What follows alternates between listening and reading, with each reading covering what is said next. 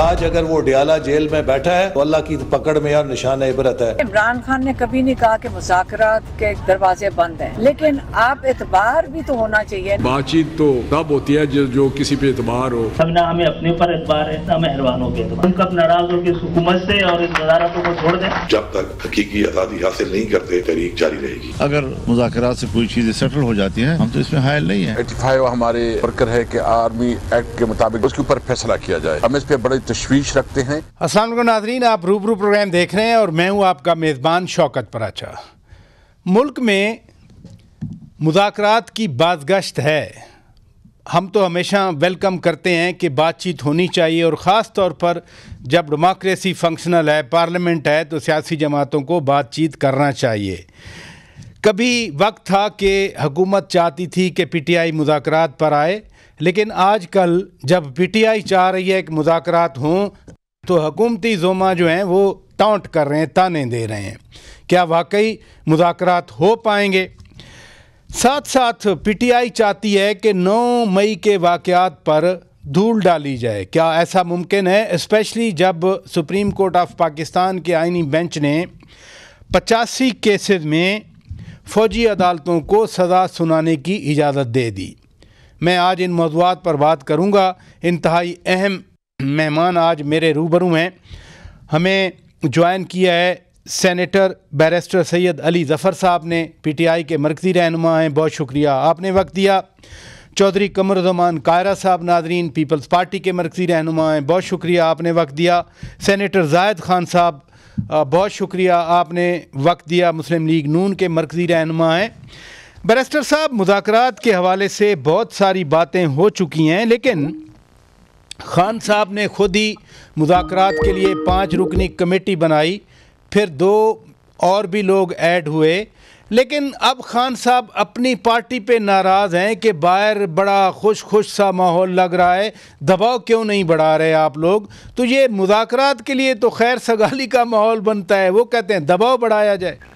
जी देखें, पहली बात तो ये है कि जब मुज़ाकरात की आप बात करते हैं तो यकीनी तौर पे जो आपने शुरू में अपने इंट्रो में भी कहा कि मुज़ाकरात होने चाहिए और स्पेशली पार्लियामेंट के लेवल पे तो ज़रूर मुज़ाकरात होने चाहिए, बातचीत होनी चाहिए, गुफ्तगू भी होनी चाहिए। जी जी। और आपके प्रोग्राम पे मैं बड़ी बार ये कह भी चुका हूँ, लेकिन वो माहौल नहीं बनता था और हमारे खिलाफ एक इल्ज़ाम लगना शुरू हो गया कि हम बातचीत करना ही नहीं चाहते।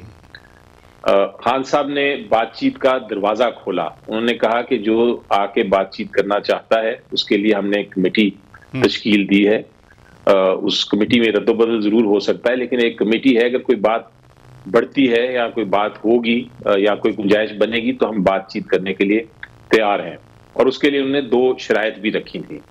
एक शर्त तो ये थी कि आप जो अभी 24, 25, 26 नवंबर को जो वाक़े हुए हैं, आपका कहना है कि कुछ नहीं हुआ, हमारा कहना है कि बहुत कुछ हुआ, तो एक साफ शफाफ इंडिपेंडेंट आज़ाद जुडिशल इंक्वायरी करा लें और पता चल जाएगा कौन कसूरवार है कौन नहीं है, और फिर जो कसूरवार है उसको सजा भी दी जाए। तो एक बड़ा अच्छा दुरुस्त सही पार्लियामेंट्री और आइन के मुताबिक ये मुतालबा था। दूसरा मुतालबा ये था कि आपने जो लोग किसी कानून के बगैर अरेस्ट किए हुए हैं, उनको कैद में रखा हुआ है, उनको रिहा करें। और हम बाकी जो लीगल मुकदमे हैं वो तो हम देखते रहेंगे, लेकिन जो गैर कानूनी अरेस्ट हैं उनको कम से कम आप, जो वर्कर्स हैं, जो बेचारे लोग एहतजाज करने आए हैं, उनको तो आप छोड़ें। उनको क्यों आपने रखा हुआ है? 5000 से ज्यादा लोग हैं। तो ये भी बड़ी एक रीजनेबल बात थी, लेकिन इंप्रेशन ये जाना शुरू हो गया जैसे कि हम पीटीआई चाहती है कि वो एक तरह से दरखास्त कर रही है कि हमारे साथ प्लीज आके करें मुज़ाकरात, हम चाहते हैं निगोशिएट करना। और ये जो इंप्रेशन था ये जब जाना शुरू हुआ, और ये इसका मैं कसूरवार अपनी हुकूमत के कुछ लीडरान को ही कहता हूं जिन्होंने ये बात मीडिया में उछालनी शुरू की कि जनाब ये हमसे मुज़ाकरात करने की दरखास्त कर रहे हैं, रिक्वेस्ट कर रहे हैं, देखें कमजोर हो गए हैं, कमजोरी की वजह से ये आ रहे हैं। खान साहब ने बात हुई मेरी उनके साथ डियाला जेल में, तो उन्होंने ये कहा मुझे कि ये जो इंप्रेशन है ये बिल्कुल गलत है, आप जाएं सेनेट में स्पीच करें और स्पीच में आप ये वाजे कर दें कि हमने दरवाजा खोला है मुज़ाकरात का, हमें कोई रिक्वेस्ट नहीं कर रहे। मेरा सवाल भी यही है कि ये जो दरवाज़ा खुला है ये वाकई मुज़ाकरात में संजीदगी है या दबाव बढ़ाने के लिए है कि हमारे मुतालबात माने वरना हम मुज़ाकरात भी नहीं करेंगे? फिर ये देखें, मुज़ाकरात के लिए मैंने पहले भी आपके प्रोग्राम पे और डिफरेंट प्रोग्राम पे ये कहता हूं कि दो चीजें जरूरी होती हैं। एक, इत्मीनान, दोनों पार्टीज का इत्मीनान होना चाहिए कि वाकई आप सीरियस हैं डायलॉग के लिए, बातचीत के लिए।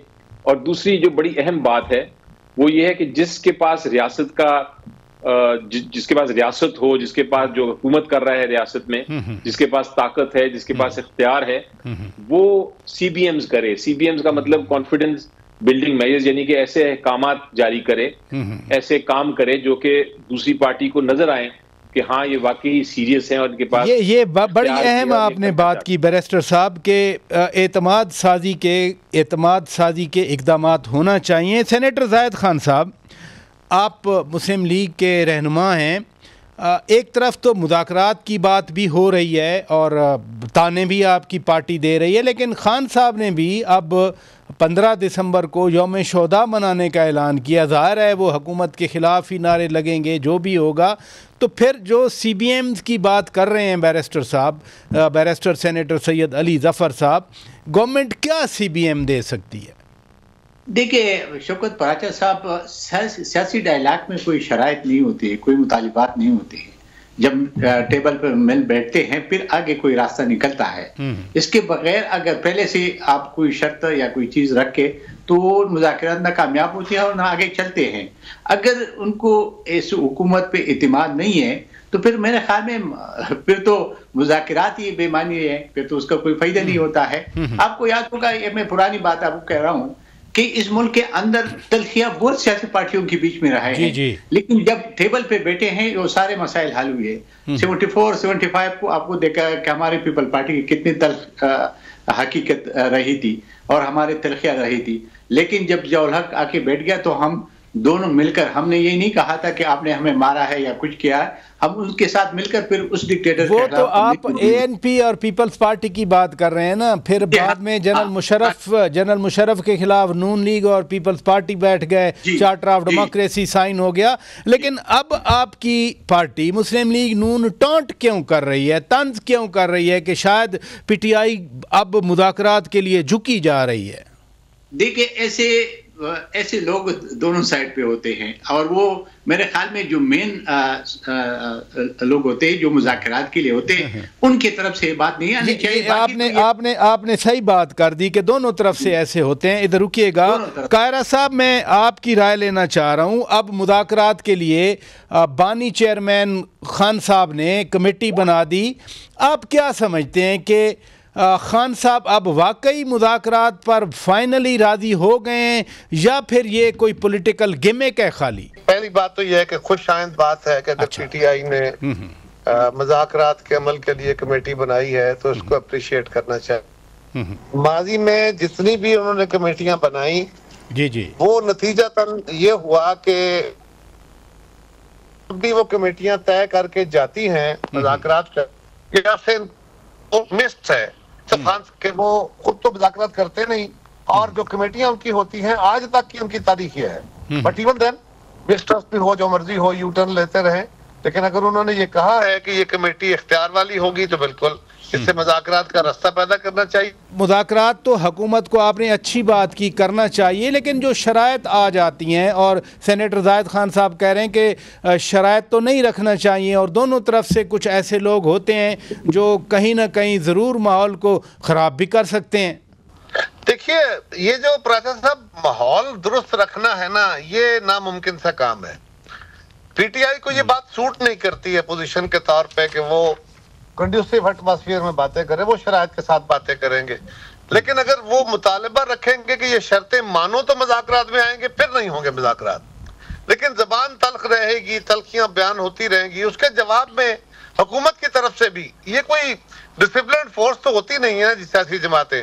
यहाँ पे आप बैठे हुए जब बातें करते हैं, आप भी हमसे बहुत सारी बातें कहलवा लेते हैं, हो जाती है गुफ्तगू और हर बंदे की अपनी राय होती है। तो मेरा ख्याल है कि मुज़ाकरात के लिए शरायत के बगैर मुज़ाकरात की टेबल पे बैठना चाहिए, अपना अपना एजेंडा रखना चाहिए और उस एजेंडे पे खुले दिल से बहस करनी चाहिए। नहीं, अगर एक प्रपोजल आए कि जो सियासी वर्कर गिरफ्तार हैं उनको रिहा किया जाए, तो ये कोई पेश की शर्त तो नहीं है, रिहाई तो सियासी वर्कर्स की होती रहती है।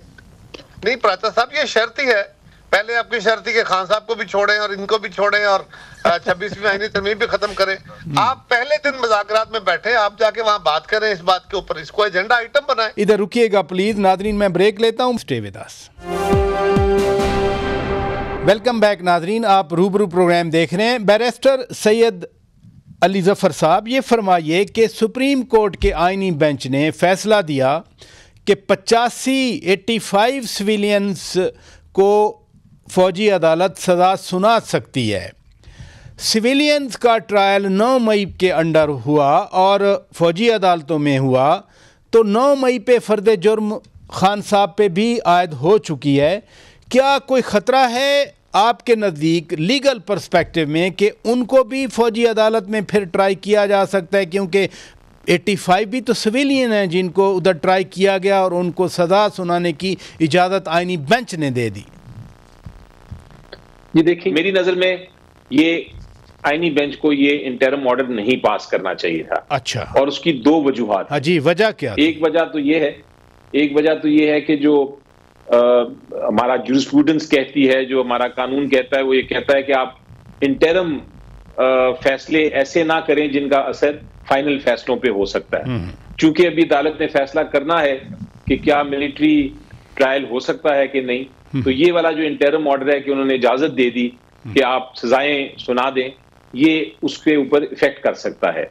दूसरी बात ये है कि आप एक सेकंड के लिए एग्जाम्पल ले लें कि जो लोग हैं उनमें से 10 लोगों को सजा हो जाती है और जो बाकी 70 हैं उनको सजा नहीं होती, और बाद में जाके अदालत फैसला करती है कि हमने ये मिलिट्री ट्रायल की जो ट्रायल्स हैं ये हो ही नहीं सकते सिविलियंस के, और ये सारा ट्रायल जो था खराब था। जब वो 10 लोग जो कन्विक्ट हो गए, जिनको सजा हो गई, उनकी साख भी गई, उनकी रेपुटेशन भी गई, उनको सजा भी हो गई, उन्होंने वो जेल भी गुजार लिया, तो उनको बाद में ये वक्त तो वापस नहीं लाया जा सकता।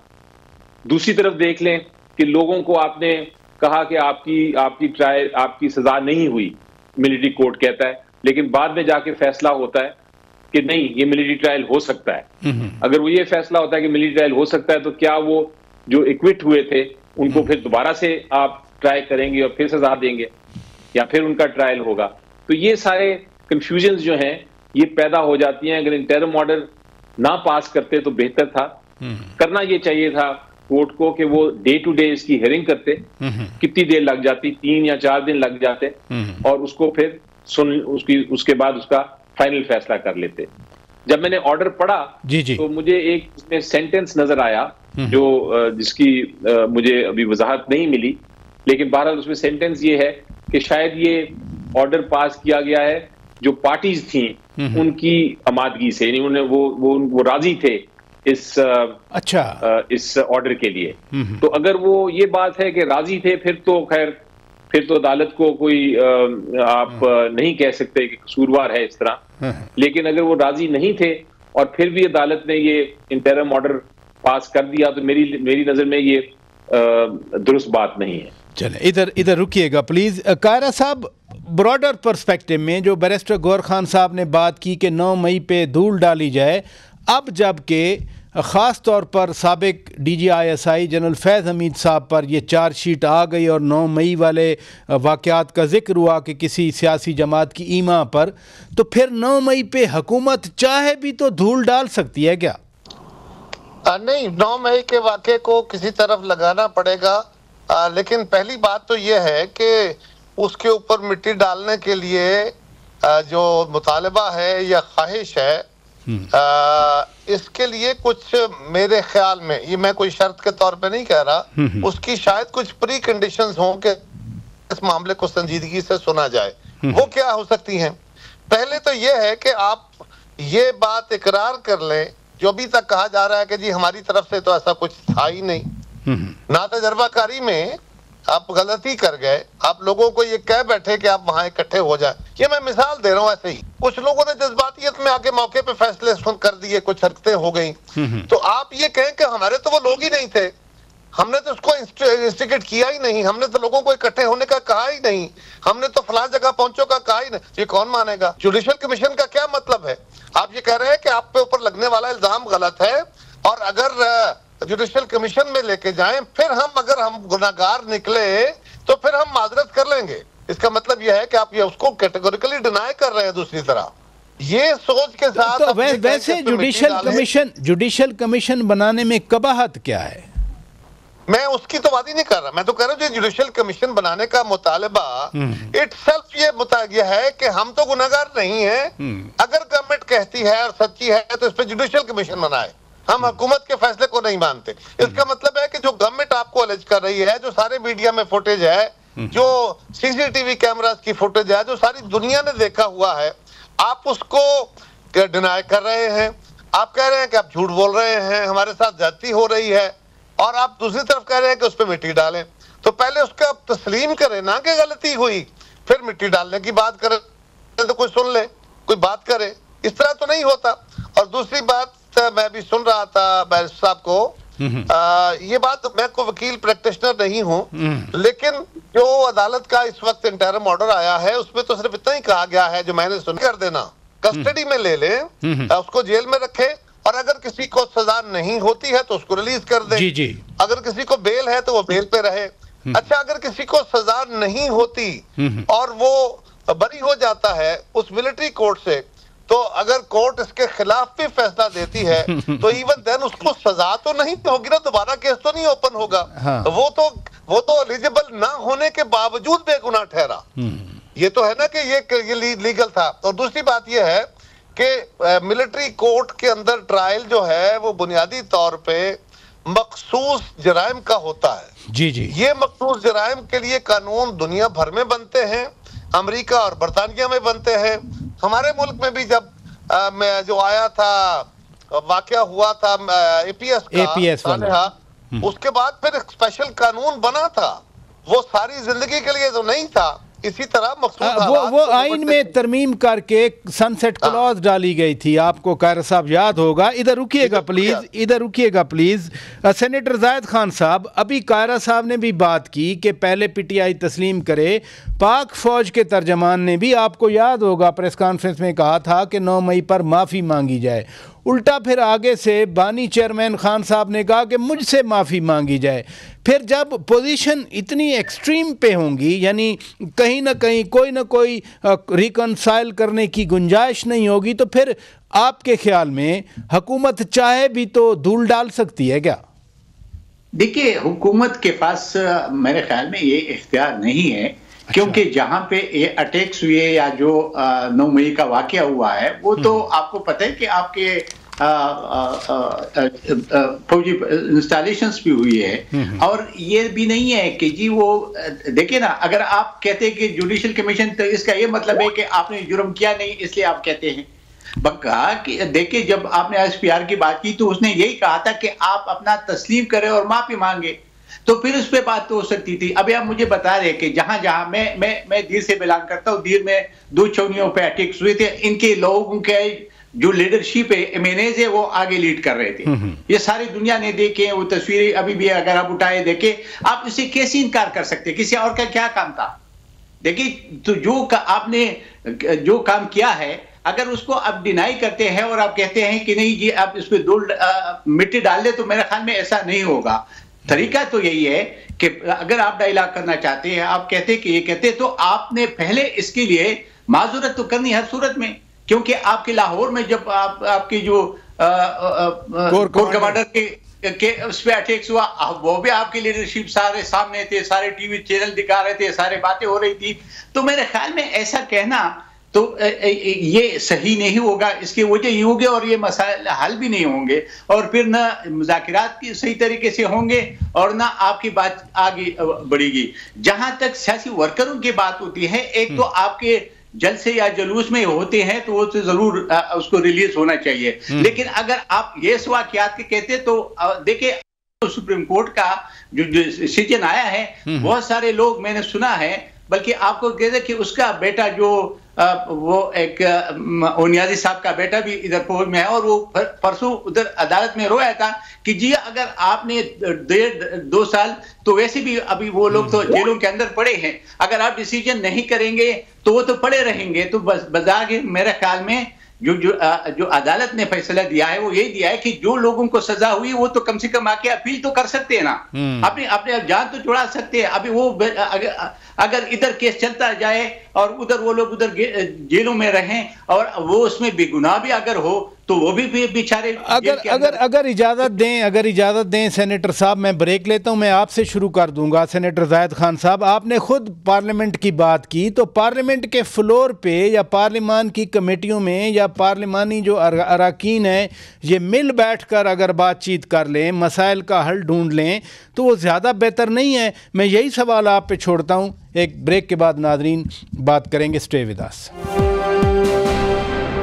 वेलकम बैक नाजरीन, आप रूबरू प्रोग्राम देख रहे हैं। सेनेटर जायद खान साहब, मैंने एक सवाल छोड़ा था कि आपने खुद पार्लियामेंट की बात की, पार्लियामेंट का फ्लोर है, पार्लियामेंट के फ्लोर पे ही बैरिस्टर गौहर खान साहब ने ये बातें की, उमर अयूब साहब ने बातें की, दीगर ने बातें की।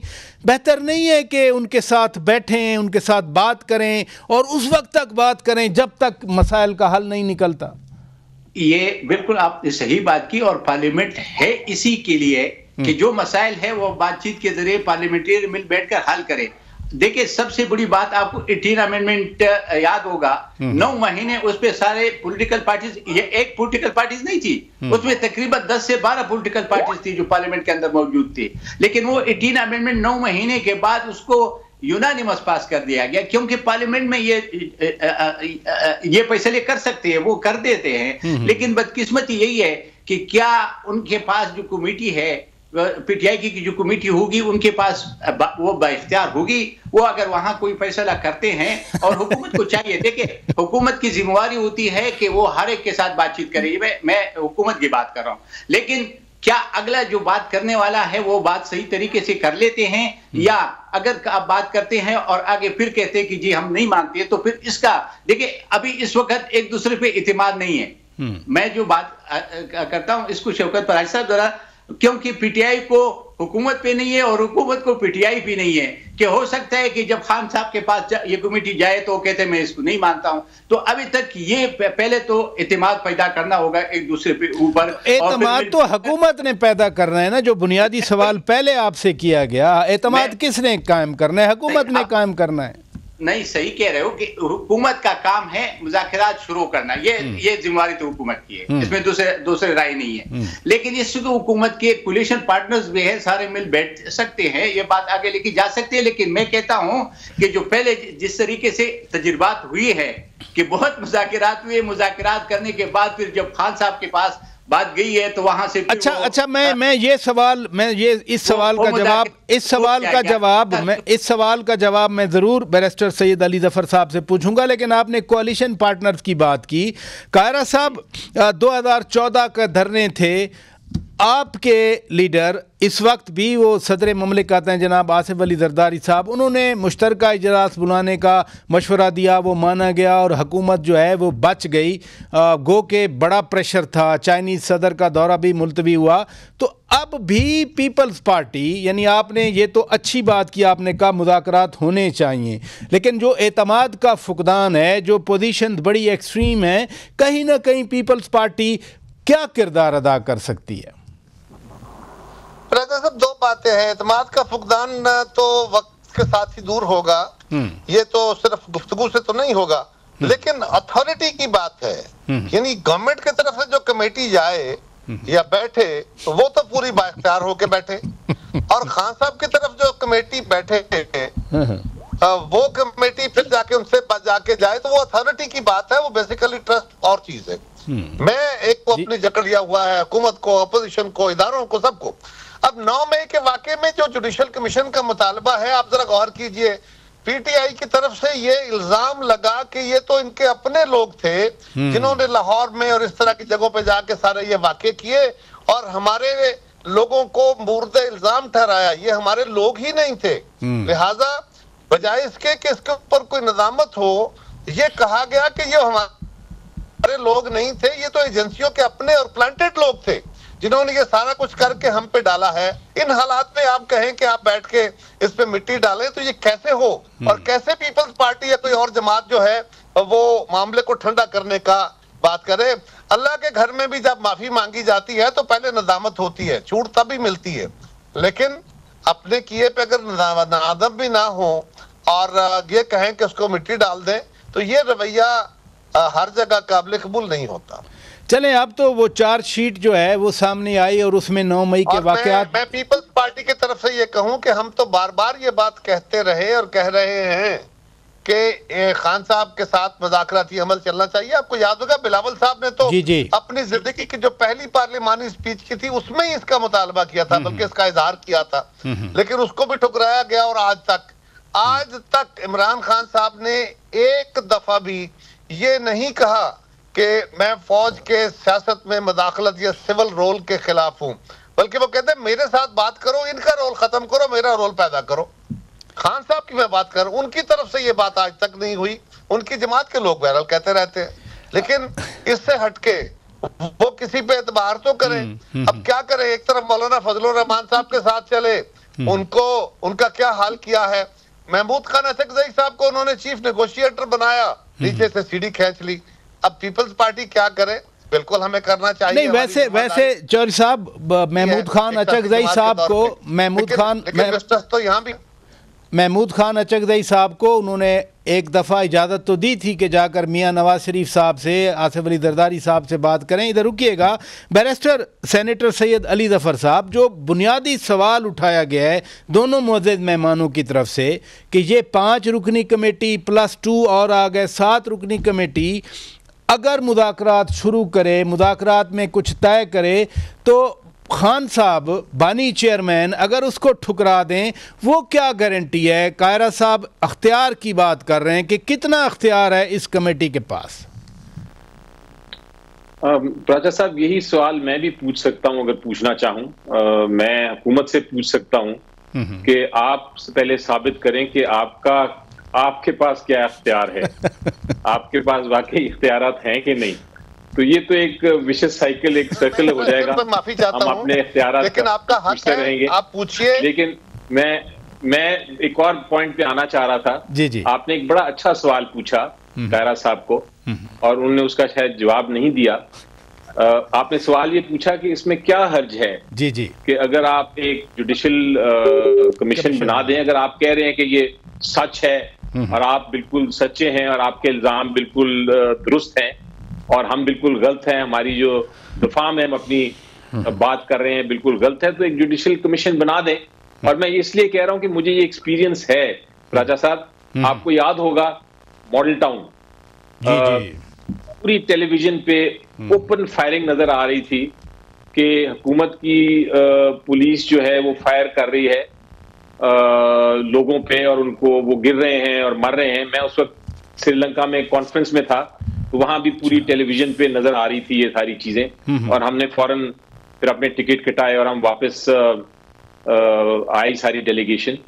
तो ये हमने देखा, हुकूमत ने ये कहा कि नहीं, ये तो एक्चुअली हम नहीं थे, हम तो डिफेंस में गोलियां चला रहे थे, वहां से गोलियां आ रही थी, जो लोग थे मौलाना साहब के, उनके लोग फायर कर रहे थे, हम तो डिफेंस में लोगों को मारा था हमने। जब हमने उस वक्त कमीशन की बात की तो हुकूमत ने कमीशन नहीं बनाई, फिर अदालत ने एक कमीशन बना दी और हाई कोर्ट के जज साहब ने, वो फिर कमीशन ने एक बाकायदा रिपोर्ट बनाई सारी एविडेंस और शहादतें लेने के बाद, और उस रिपोर्ट में ये बता दिया कि एक्चुअली ये हुकूमत वाले जो थे, जो पुलिस के एहलकार थे, उन्होंने गोलियां बरसाई थी अंधाधुंध। तो ये कमीशन ने फिर दिखा दिया कि हुकूमत जो है वो गलत बयानी कर रही थी। हमें इसलिए ये सिर्फ नहीं आप कह सकते कि हुकूमत जो कह रही है हमें मान लेना चाहिए, हमें तस्लीम कर लेना चाहिए और हमें चाहिए कि हम माफी मांग लें अपनी गलती तस्लीम करके। गलती हुई नहीं है, और जिन्होंने किया, अगर किसी ने किया तो आप उनको इंक्वायरी के जरिए उनको बिल्कुल जरूर उनको सजा दें, उन्होंने अगर गलत काम किया। लेकिन आप ये जो जनरल स्टेटमेंट दे देते हैं कि ये पीटीआई है और पीटीआई के लीडरान हैं और ये कंस्पिरेसी थी और साजिश थी, वो उसके लिए हम कमीशन की बात कर रहे हैं। तो मेरा ख्याल है कमीशन की बात एक जायज़ बात है, एक नॉर्मल बात है, और आइन में पूरी दुनिया में आप देख लें, जब भी इस तरह का कोई वाकया होता है खुदा न खास्ता, तो फिर एक कमीशन बनाई जाती है और पार्लियामेंट ने ही कानून बनाया हुआ है, और उस कानून के उसके शुरू में ही ये लिखा है कि जब भी कोई ऐसे वाकयात हों तो कमीशन ऑफ इंक्वायरी होनी चाहिए। और ये कमीशन ऑफ इंक्वायरी ना सिर्फ पाकिस्तान में बल्कि आप पूरी दुनिया की हिस्ट्री निकाल लें, उसमें बार बार बनाई जाती है जब भी ऐसे इंसिडेंट हो जहां हुकूमत इन्वॉल्व हो, जहां रियासत इन्वॉल्व हो, जहां हुकूमत इन्वॉल्व हो। कहा यह जाता है कि आप फिर किसी इंडिपेंडेंट लोगों से इंक्वायर करें ताकि एक लोगों को भी एक तसल्ली हो, और जो इल्जाम लगाते हैं या इल्जाम जिनके खिलाफ लगाया गया है उनको भी एक तसल्ली हो। उसके बाद आप ट्रायल्स करें जितनी करनी है आपने, जिनको सजा देनी है उनको सजा दें। मैं तो जाती तौर पे तो मैं हर किस्म की तशद्दुद, हर किस्म का वायलेंस, हर किस्म का जो भी कानून की खिलाफ वर्जी करता है, मेरी नजर में उनको सजा होनी चाहिए, चाहे वो जिस पार्टी से हो। क्यों नहीं होनी चाहिए, बिल्कुल होनी चाहिए, लेकिन उसका तरीकेकार दुरुस्त होना चाहिए। ट्रायल जो है, जो इन्वेस्टिगेशन है, जो इंक्वायरी है, वो बड़ी फेयर, आजाद और इंसाफ के मुताबिक होनी चाहिए। ये पीटीआई का भी यही एक मौकफ है। मैं ख्याल है ये मौकफ में कोई ऐसी बात मैं नहीं कर रहा जो कि कानून या आइन के खिलाफ हो। ये एक बड़ी रीजनेबल बहुत शुक्रिया बैरिस्टर सेनेटर सैयद अली ज़फ़र साहब, आपने वक्त दिया। जनाब चौधरी कमरुज़्ज़मान कायरा साहब, बहुत शुक्रिया, आपने वक्त दिया। जनाब सेनेटर ज़ाहिद खान साहब, आपने वक्त दिया। नाज़रीन इजाज़त दीजिए, खुदा हाफिज़।